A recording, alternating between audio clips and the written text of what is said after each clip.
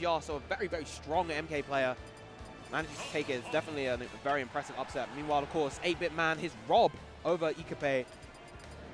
Rob versus Bayo, that's another more difficult one. That's tough. Yeah, that is tough because Rob has incredibly large hurt boxes and he's more prone to getting carried by that witch twist. But here we are for you right now. Diving straight into Rich Brown versus Raito. Yeah, exactly, and we're immediately starting the game aggressively as we see right here Rich Brown keeping Raito off stage. Yeah, Rich Brown is definitely characteristically one of the more slightly aggressive Mewtwo players, which is quite interesting considering his roots of an Olimar player in Brawl. Seeing this fast, aggressive Mewtwo that is sort of known for its incredible ground movement. His usage of B reversal Shadow Ball is really, really good. Yeah, I like how he uses it to auto-space himself as well, just in case he needs to try to cancel it. Yes, that is definitely a staple of his gameplay, alongside that incredible Nair usage. And down tilts, that down tilt's being as large as Mard's forward smash. But right now, the two playing a kind of full screen zoning game, just trying to find a big opening. Rich Brown not really able to apply the pressure that he wants to. He just needs to find a way to get in so he's able to get that damage and convert. And I like how none of these players are trying to overcommit. They're using the projectiles to their very advantage, so that way they could try to go in and try to convert it to something greater than that. And I love that. That's what Raito is so known for. He's so good at covering your primary approach options and then having an option there to go for the secondary one. We saw right there he had the ground covered with the can and the Sheriff, so he jumped up in the air with a neutral air to intercept the aerial approach from Rich Brown.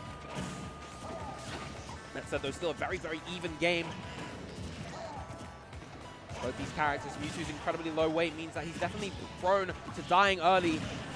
And as you just said that, the can connecting and completely getting Rich Brown out of there, losing his first stock against Raito, and going for a very aggressive first approach. I mean, I get it. You have invincibility when you come back from the Heaven platform, so he wanted to take advantage with it. Excellent reflect with the confusion on that can. And that's something that's really crucial in this matchup in particular. Reflect using the confusion, it helps keep the can away from you and prevents Raito from being able to follow up when it does connect in the down air, taking the first off from Raito. Yes, a great aggressive down air coming from Rich Brown, just to prevent Raito from really setting up what he wants to. And again, once again, Raito's so aware of those sort of aerial approaches that Rich Brown is trying to use to get around once again, his offense. That shield is very small. The amount of pressure that Rich Brown is providing with that Shadow Ball can be great and can really make a difference right now as Raito continuously pushes him away from him as he continues the spacing game. Now once again, Rich Brown now able to assert some stage control. Great use of Shadow Ball coming out from him. Excellent use of the grab release right there. Raito's mix-ups and the awareness of all of his setups has just been so, so good so far. The backer, the backer taking it. Yeah. I do know, we've seen in the past already that Duck Hunt, he struggles on closing in those stocks whenever he sees fit, but with moves such as Nair, he can close out stocks relatively earlier than his other moves, especially from the sides, but right there we already saw he didn't need to use Nair, he needed to use backer, and Mewtwo being as light as he is, yeah, it's definitely going to be crucial in the matchup. Yeah, definitely. Now, how will Rich Brown find his way in to really get the damage that he wants? Mewtwo, of course, being another very large character, despite his speed, it makes it difficult for him to get around a lot of Raito's moves. Right, using the down tilt to try and dispose of the can. Oh, the offense begins. Good off-stage presence. These Nairs doing so much for Rich Brown at the moment. But Raito manages to mix up his recovery and he makes it back into the stage, trying to catch Rich Brown's landing with the up air, but unfortunately missing as Rich Brown continues this pressure off stage, and it's so scary to try to contest Mewtwo's Nair.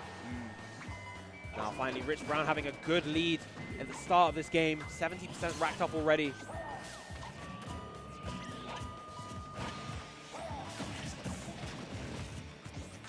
And that Nair completely getting Can out of that situation. Right, punishing the jab. Good trade with the forward air.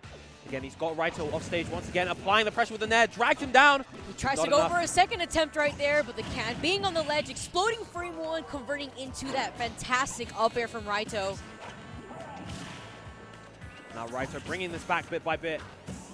Pretty much near even game, but a forward air near the ledge with the right amount of rage will take Raito's stock.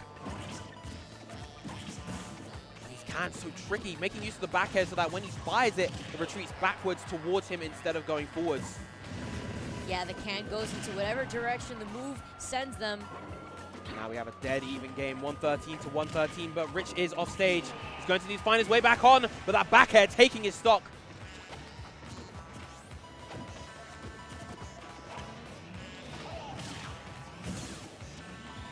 And even with the amount of pressure that Raito is applying with his gunman and the can, Rich is not even able to really get his shadow balls up and going.